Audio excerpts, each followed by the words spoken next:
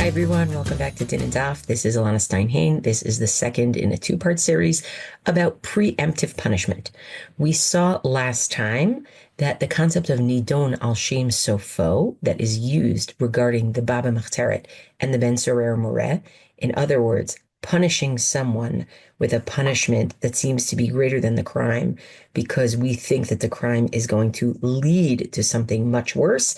In the case of the Ben Sorer Moreh, even though the child has just eaten a certain amount of basar and drank a certain amount of wine from their parents, in the case of the Baba Machteret, even though they're quote unquote only committing an act of thievery, nonetheless, they are open to corporal punishment and specifically capital punishment because we foresee something worse happening. We talked about how nidon al shem sofo is a very dangerous principle if we're going to use it in an expansive way, and B, an interesting principle in that sometimes you actually want to use it in an expansive way, such as in a case of a man cheating on his wife and us being able to say, well, eventually he won't be able to support her, so we're going to force him to divorce her now if she wants the divorce. So it was interesting to see how, on the one hand, we are very wary of this principle, and in fact, Chazal themselves take great pains to limit its use, and at the same time, the way it has shown up in just tshuva literature, right? The way it's shown up in real questions has been kind of mixed in terms of the moral concerns and the moral outcomes. Today, what we're going to talk about is rodef. Now, I know that rodef shows up on Sanhedrin Ayin Gimel. It also shows up again in Sanhedrin Pei Bet Amud Aleph. And what we want to talk about when we talk about rodef is it's a little bit less preemptive in the sense of what this person has done right now is only X, and we're worried that they're going to end up doing X, Y, Z, add letters to the alphabet. It's actually, they're in the middle. They're like on their way to doing it, right? So the classic example of what we say, מצילין אותן בנפשן, right? The Mishnah on Ayin Gimel, that the people who we are willing to save with their own lives, meaning we kill them before they commit the crime, is that rodef, a person who is actively running after somebody else to kill them. So when we talk about rodef in terms of where it fits in Halakha, I would say there are probably three different places where it fits in Halakha. One is the unfortunate, very sad circumstance of an abortion. And in that situation, we do talk about the fact that abortions are permitted in Halakha under certain circumstances, specifically where the mother's life is being endangered, right? The mother is the near defect. Now, we're not going to talk about that today. I think that deserves a sheer on its own, and hopefully at some point we will get to that. But for today, I actually want to talk about two other exemplars of this rodef phenomenon. One is the concept of a moser, somebody who is essentially informing on the Jewish people. So it means that they're speaking to the non-Jewish authorities, and specifically in a context, I'm going to go with those poskim who say that Mesirah does not apply in a democracy, right, where Jews are not being unfairly targeted, but there's actually democratic principles. But in a place where Jews could be unfairly targeted by government or by individual non-Jews, Mesirah is a serious problem. Telling a non-Jew something that is incriminating about a Jew, even telling a non-Jew where a Jew's possessions are, right, in order to endanger them. That, the Mesirah question is, or the Mesirah issue, is a place where rodef comes up, and we're going to see an example of it today in medieval Spain, interestingly enough, where they actually want to put the moser to death. Midin rodef. And then the third place where it comes up is sadly in our own time. In 1995, the murder of Yitzhak Rabin, the assassination of then Prime Minister Yitzhak Rabin, the explanation given by Yigal Amir, by the assassin, was that he viewed Rabin as a rodef, and Rabin thus had to be removed from the equation before he could do more bad. Now, I think this last one is particularly important these days because I think we are in a moment where there is a lot of political unrest. And just to remind ourselves of the problematics of that argument, I just think it's important just to anchor ourselves a little bit. Okay, so let's get into the sources. I want to look first at the Masira example. I'm going to share my screen. And this is a tshuva from the Rush. Okay. So the question is asked to Rabbeinu Asher. Sorry, I just went down a little too far. Question is asked to Rabbeinu Asher, Yelamdenu Rabbeinu. Teach us, our master, ma la'asot be'ish asher nitparsem alav shehu malshin liyechidim miYisrael v'lakahal la'anasin. Right? What should we do about a person who it's widely known that this person informs on individuals and communities in Israel, la'anasin, to people who have the possibility of forcing Jews, meaning taking their money, punishing them.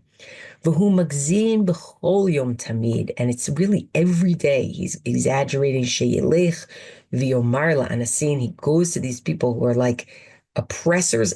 Al anashim yechidim ukilot misrael. He goes talks about individuals and communities. Dvarim sheyuchal lagia lahem machmatam nezek begufam o b'mamunam. That's something that could emerge from that real harm to their bodies or to their money, their possessions. V'hakahal mityarin me'aish hazeh ad me'od. People are very afraid of this man. Shehu nitzav al mishmarto kol halelot b'chatzer echad migdolei ba'alei hayecholat me'ishmaelim. This guy actually has serious connections. He works in the courtyard. He is a night guard in the courtyard of a powerful Muslim nobleman. We are very worried about this guy and who he's going to talk to and what he's going to say. So what's the shaila? V'hinei nitan lahem liYisrael reshut mitzad hamalchut b'seiter. There was secret permission given from the monarchy, ladunoto, to actually give this person a Beit Din court case, to prosecute him in Beit Din. Ve'im yimatzei min hadin shechayav mita, and if it is found that based on Jewish law, this person is liable to the death penalty, sheyamitu, they can put him to death. Ve'al ze nitkabtzu rashei hakahal, and the heads of our community have gotten together about this question. Ve'amidu Beit Din lachkor, and they at lachkor hadavar, and they actually did get together at Beit Din to examine this issue. Im yit'amet hapirsum haniskar, if it's really true that which people are saying about him that seems to be widely known, sheikablu ha'eduyot, they're going to get official testimony. V'al piyam yadunu, and based on those testimonies, that's how they're going to judge this man. Mashir elahem mikav hayosher, what seems to be to them the right thing to do. And in the end, there actually is edut v'hinei yatzu livnehem eduyot.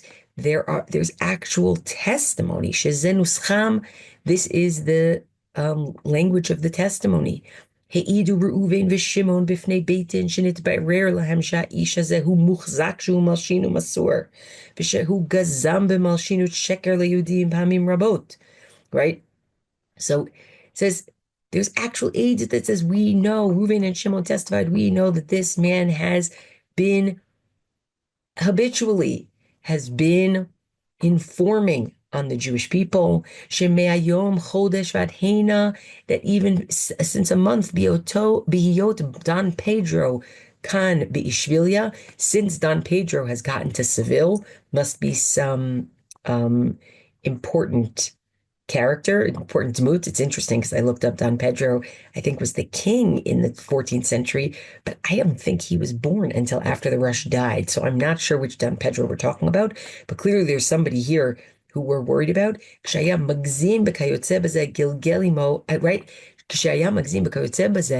And when he started doing things like this, when Don Pedro was here in Seville,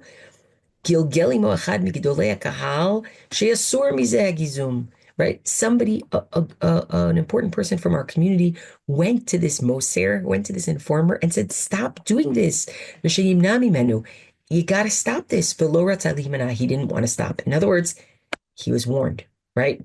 So we have edut that he did this and that he was warned and he still wouldn't stop, right? And then there's more and more and more. And the question is, can we put this person to death? Because essentially, we're looking at them, im yesh leduno kedin rodef. Can we look at this guy as a rodef, as a pursuer? After all, he's going to tell Don Pedro all these terrible things about the Jews, and he's going to endanger them. Now, parenthetically, I want to say the language that's used in the Mishnah about the rodef is, these are the people shematzilin otán b'nafshan. Matzilin otán b'nafshan actually makes it sound like, who are we trying to save? Not the nirdafim, not the people who are being chased, but the rodef themselves, right? We're trying to save them from their sin. And that is, in fact, what one of my favorite, I think, one of my favorite modern commentaries on the Mishnah, Mishnat Eretz Yisrael, which is the Safrai family, Safrai's family's commentary. That's what they say. Matzilin Otan B'nafshan actually means that you are trying to save the rodef. But I want you to notice that in the materials that we're going to see, it actually, the focus is much more on saving the nirdaf than sort of the righteous indignation of we must save the rodef before they do something terrible, right? So let's see. Now, of course, the question also comes because we know that there's a Gemara in Bava Kama, Kuf Yud Zayin Amud Aleph, where a moser can be put to death, right? So we're putting Masira and Radifa together. Okay, so let's see what his answer is. His answer here is Gam ki batlu daled mitot beitin, miyom shegalu Sanhedrin, even though we no longer give the 4 capital punishments that we've been learning about in our Masechet from the time that the Sanhedrin was exiled. Hainu davka she'ein ladun et ha'adam l'chayvo mita al achad me'aveirot shechayavin alehem mita. That means we're not allowed to put to death somebody for having committed one of the capital crimes. To kevan she'ein Sanhedrin b'mkomam, because the Sanhedrin is not in its place, ein adam shalit ladun et chaviro lemita. We are not allowed to adjudicate someone, sentence them to death for a sin that they have done. Aval elu dekachashiv b'Sanhedrin b'perek ben surah more. But this list that's in perek ben surah more, shematzilin otan b'nafshan, that we are allowed to save them before they sin by killing them. She'ein neharagin l'shavar, they are not being punished for something they already did, like usual capital punishment.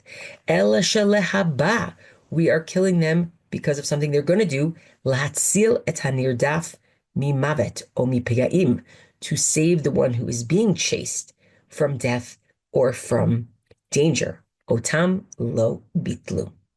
Those things are not null and void. You can still enact the din of rodef. That is not based on edut, elaboriyat kol adam shirot ro'eotam. It's based on, you see them, right? Remember, our Gemara this week on Pei Bet Amud Aleph talks about how if Pinchas had gotten up in the middle of what Cosby and Zimri were doing, and it turns out that Zimri actually turns around, leaves what he's doing, and Pinchas is still attacking Zimri for the act, but Zimri is done, Zimri would be allowed to kill Pinchas because Pinchas is a rodef, right? This is not about edut, this is not about beitin, none of that. And so what the Rush tries to do is the Rush essentially goes through and says, there are several ways you might be able to do this. One way you might be able to ask a non-Jew to do this. One way you might be able to do something more passive, put the guy in a pit and don't let him out. But the point is, he does seem to allow putting a rodef to death, even in a time where the Sanhedrin is not around. That is really intense, and there is what to learn about the very real fear that Misirut caused for the Jewish people.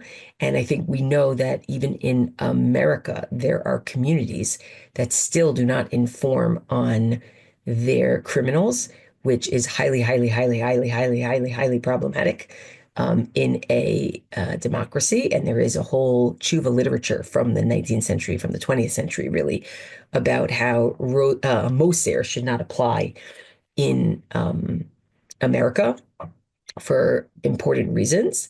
But certainly here you can see why they were quite intense about it. And there are people who have written about the use of the death penalty in one form or another in medieval Spain among Jews.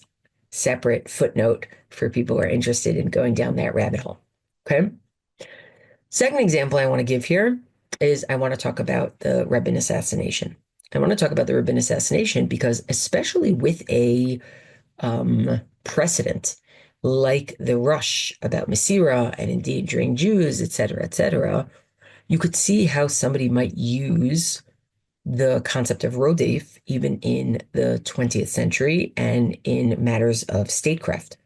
And what I want to be able to do is I want to be able to look at how poskim in those times, like really in the 1990s, how they dealt with the danger of that and the aftermath of that. How do they explain why this should not apply? Why the concept of rodef was not something that could apply to Rabin, was not something that would allow a Jew to assassinate Rabin. So the first one that I want to show you that I find rather fascinating is actually, I'd never known this before. Rav Herzl Henkin in March of 1995, we're talking, what, 8 months before Rabin was assassinated, he seems to have either written a letter or perhaps spoken orally. I'm not sure what the origins of this are, but it's in his book of Tshuvot, it's in his book of responsa literature, talking about the question of Hamadat Chevrei Memshala Lidin, right? Essentially prosecuting members of a government, right? Now, what do we mean by prosecuting members of a government? Well, where he's going to go is, are you allowed to follow the consequences of the din of Rodef for people who are doing statecraft, right? It's like presaging the Rabin assassination in like a blood-curdling way. It's fascinating. So he starts with how much he despises the Rabin administration, right? Remember, we have to put this in context of people who are very wary of the Oslo Accords, especially in the religious Zionist community, which, by the way, I think is fascinating because as a kid, I was in Yavne Academy and we all got together to watch that handshake on the lawn between, that begrudging handshake between Rabin and Arafat, brokered by Clinton. And in Israel, Dati Leumi Jews were up in arms about it. So that also tells you something about how religious Zionism and modern Orthodoxy, there's something lost in translation over the Atlantic, which is really interesting to think about on its own. So it says, Ashrei hanivdal mehamemshala ra'azot umigorala. Praiseworthy is whoever, separates themselves from this terrible, this wicked government and from its fate. U'mitzvah l'salek ota kechol shenitan, right? And it's a mitzvah to get rid of it, but lefi hukei hamedina, based on the rules of the state. Ulahachlifa v'reuta hatova mimenu, right? To, right, we're about to read the Megillah, to substitute it with a better version, right? Ve'ulam, and here's my question though. Ha'im ladun et chevrei memshala b'yedei adam, right? He says, and the question of should we not just change the government, but should we judge, should we prosecute? And I think he means even in a beit-din kind of way. Should we prosecute members of the government? He says, I don't think so, right? And the reason why he says it is because he compares a memshalat Israel, current government of Israel, he compares it to a melech. He compares it to a king, a monarch. And What is a monarch allowed to do that endangers the lives of people and they can do it with impunity? A monarch is allowed to start a milchemet reshut. A monarch is allowed to start a discretionary war, which means that the monarch is risking people's lives for something discretionary, right? And so think in your minds, if you can't prosecute them for that, you probably can never call them a rodef either, right? And you can never actually say, well, you're unnecessarily endangering lives if they're doing that through statecraft, right? כי מלך מוציא למלחמת הרשות כדי להרחיב גבול ישראל ולהרבות בגדולתו בשמעו. Okay? Says Ad kan Lashon HaRambam. Because a king can take people out to a discretionary war in order to expand the borders and even in order to give more prestige to his own name, etc., etc. Okay, so he goes on, he talks more, but I actually want to skip to where he talks about rodef specifically. Well, in Yan rodef, he says, Zekashur bekodem. It's connected to what I said before.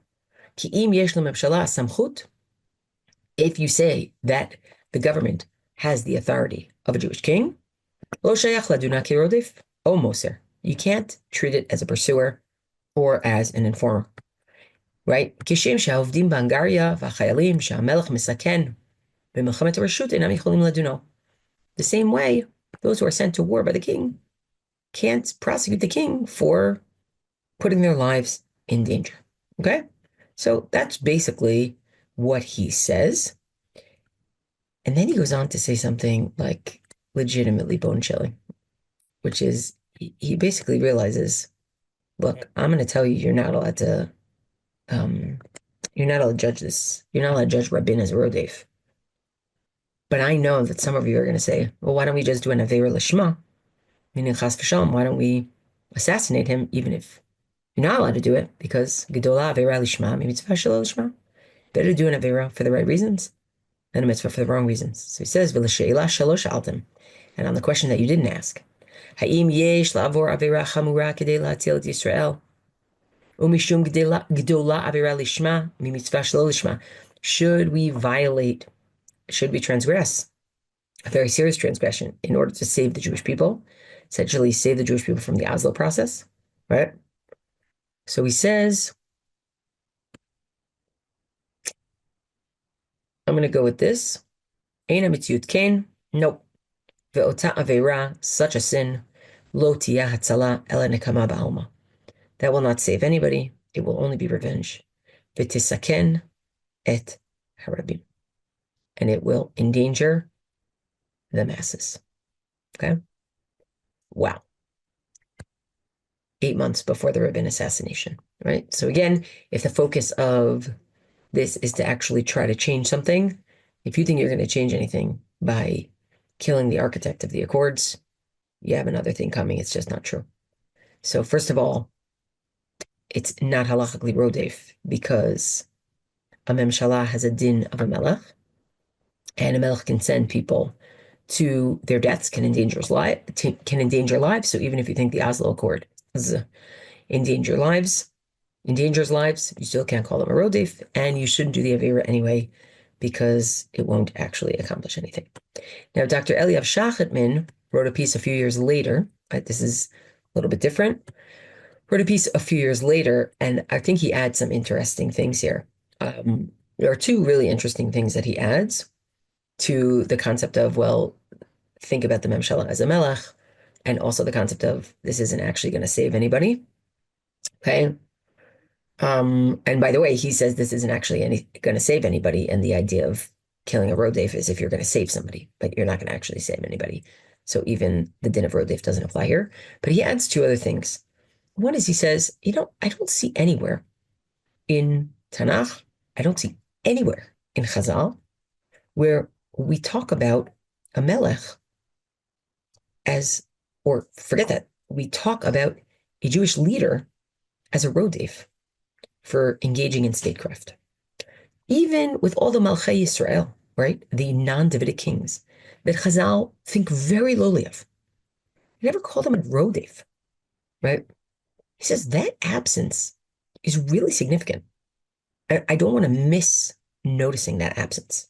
So before we even come up with the idea of, oh, well, the government is like a king and a king can send people to their deaths and a Mohammed Rashud, and because they can do that and they're not considered a rodif, then other things they do is not considered radifa or radifa. He says, no, start even before that. We never call a Jewish leader a rodif for doing statecraft. Not in Tanakh, not in Chazal, right? Kind of remarkable. A second thing he says, for the din of rodef to apply, there actually has to be clear and present danger. And it's fascinating because in a footnote in that article in Tchumen, which, people can find, and if you have trouble and you want to find it, email me. I'm happy to send it to you. There's a pasuk in Shmuel Aleph that describes, remember when David had the opportunity to kill Shaul? Remember, Shaul is at the mouth of the cave, and David's in the cave, and David really has an opportunity to kill Shaul, but he decides not to, right? So it says, you see for yourself, Shaul, right? God gave you into my hands today in that cave. And I was thinking about killing you. Vatachas alecha, right? Okay, and instead I showed you pity. Va'omar lo eshlach yadi ba'adoni ki Mashiach Hashem hu. I'm not going to kill him because he is the anointed of God. Makes it sound like I could have killed you, but then I decided not to kill you. And the Radak, Rav David Kimchi says, right, medieval Bible commentator, Vatachas alecha, nafshi oemi, right? Because Vatachas should have said Va'achas, I had pity, but Vatachas, she had pity, meaning my nefesh, my soul had pity, or my eye had pity. Virazal Pershu, right? And Chazal explained, tzniut shaita b'chachas alecha.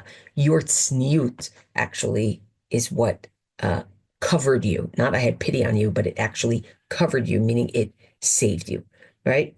But the point here is, ki mutar hayala horgecha, I actually could have killed you legally, ki rodefata, because you are a rodef, a pursuer. V'habalo hargecha hashkem lahargo, and somebody who's coming to kill you, you kill them first. Now notice, Shachidman says, I told you that we never find in Tanakh or Chazal a melech or a Jewish manhig being called a rodef for doing midiniyut, for doing statecraft. But here, the Radak is comfortable calling Shaul a rodef, not because of Shaul's statecraft, but because he literally is coming to kill David, right? So it is possible that just like a private individual, if a Jewish manhig is going around, God forbid, and just murdering people willy-nilly, they would be considered a rodef. But that's not about their statecraft, because statecraft, he says, first of all, is never known that way in Tanakh and Chazal. Second of all, like a melech, the same way that Rav Henkin said. And third of all, not clear and present danger. Oslo is not clear and present danger. So all that I think is interesting and important to think about. I will say I want to end with the sicha that Rav Aaron Lichtenstein gave 9 days after the murder of Yitzhak Rabin. And I think there are two things that I found significant about the sicha. One is rodef is really not the focus of the sicha. And I think that's significant to consider right after something like that happens. The idea that you would say, we're going to put the halakha category front and center and argue why it is that you shouldn't be allowed to do this midin rodef, it feels like it's a little bit missing in the moment. Because what Rav Lichtenstein does do, and this is the second point, is he says, I actually want to understand where this perversion came from. And we have to take responsibility. That's our major moment as a religious Zionist community. We have to take responsibility for the fact that somebody grew up in our institutions and was not aberrant, but was actually a mainstream member of our institutions. And they picked up this concept from us. And we need to be aware of that, and we need to think about that going forward. It's not just, I need to prove what he did was wrong. It's, I actually need to think about the environment in which he was nurtured, and maybe there are systemic concerns that we have not been listening to or thinking enough about in terms of our chinuch of people. So he says, here was a man who grew up in the best of our institutions. A day before the murder, he could have been cited as a shining example of success and achievement and a source of communal pride. Can we honestly say that what the murderer did was despite his education, in the same way that some yeshiva graduates are no longer Shabbat observers? In that case, it's clear that the choice is despite the education. Is not here the choice at least partly not despite, but because of the education? And that I think is incredibly powerful for somebody who headed an educational institution in the religious Zionist community to say. It says, instead of dealing with the argument, let's deal with the environment and ask ourselves if Yigal Amir's perspective was easily nurtured in that kind of environment. And I would say the same for us human beings living today in a time of political unrest.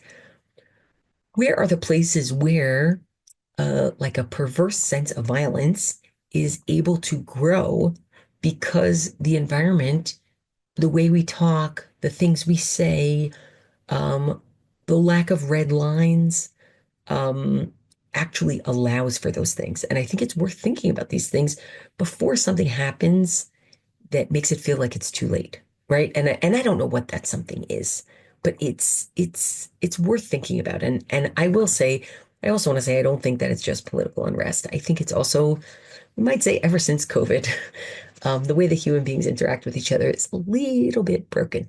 Um, and how do we nurture an environment where we're not pushing in the direction of um, just like taking things into your own hands in that kind of violent and dangerous way. Thanks, everybody. Looking forward to learning together next time.